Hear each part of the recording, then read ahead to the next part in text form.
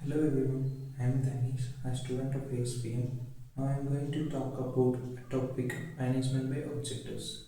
It represents one of the most influential management philosophies developed in 20th century, first popularized by Peter Drucker in his seminal 1954 through the book of The Practice Management.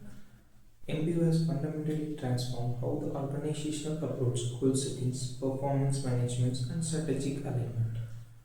These management methodologies emphasize result-oriented performance rather than the activities-based assessment, creating a framework where organizational success is measured through the achievement of clearly defined measurable objectives. The core premises of MBO lies in its collaborative approach to goal settings, where managers and employees work together to establish specific objectives that align with the organization's broader strategic goals. Unlike traditional top-down management approach, MBO encourages participatory decision making, ensuring the employees have a voice in determining their performance and understanding how their individual contributions impact organizational structure. Historical evolutions and development of MBO. It origins with Peter Drucker. Introductions of MBO in 1954 marked a revolutionary shift in management thinking. Drawing an inspiration from earlier work of Mary Parker Fellow, particularly her 1926 essay, The Giving Orders of Drucker synthesized various management practices into a comprehensive system that emphasized object-driven performance. Drucker's approach was groundbreaking because it moved away from the traditional command and control of management styles towards more collaborative and result-focused methodology. The timing of MBO introductions coincides with the post-World War II economic boom, when organizations were growing rapidly and needed more sophisticated management systems to coordinate complex operations.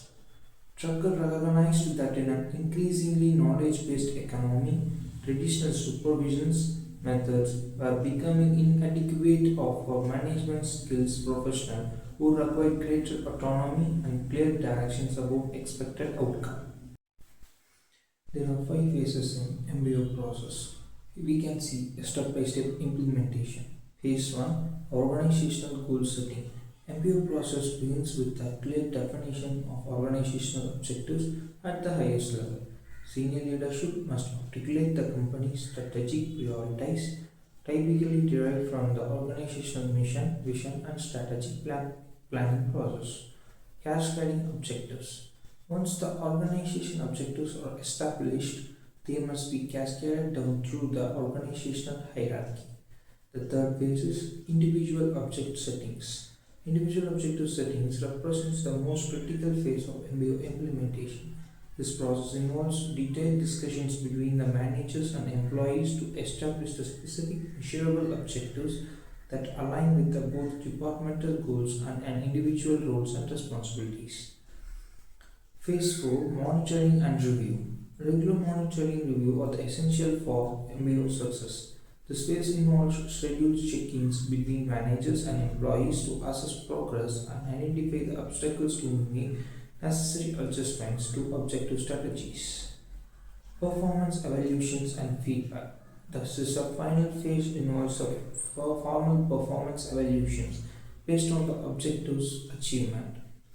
This evaluation should be comprehensive, considering not only whether objectives were met but also the quality of work performed, the method used to achieve results, and individual contributions to the team organizational success.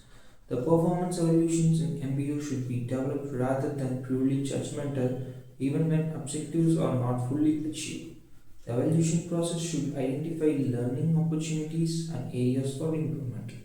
This approach maintains employee motivations and supports continuous development. Let us discuss a case study on Starbucks which is related to the MBO. Starbucks has used MBO principles in various aspects of all its operations, particularly in store management and customer service improvement initiatives.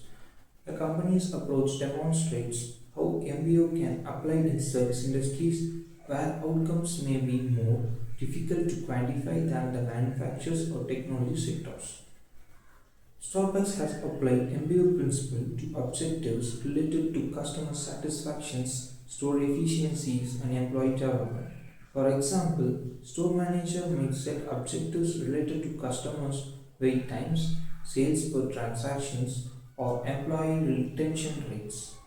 These objectives cascaded from corporate strategic prioritized and adapted to the local market conditions.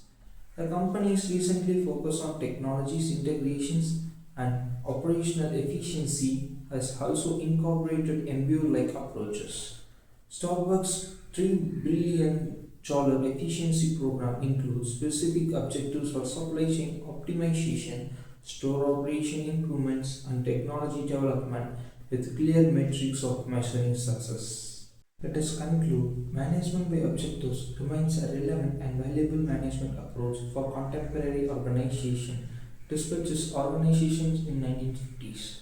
The methodology's emphasis on clear goal settings, collaborative planning, and result-based evaluations address fundamental challenges that organize continuous challenge to the face, aligning individuals and organizational objectives, measuring performance effectively, and maintaining accountability in complex organizational environment.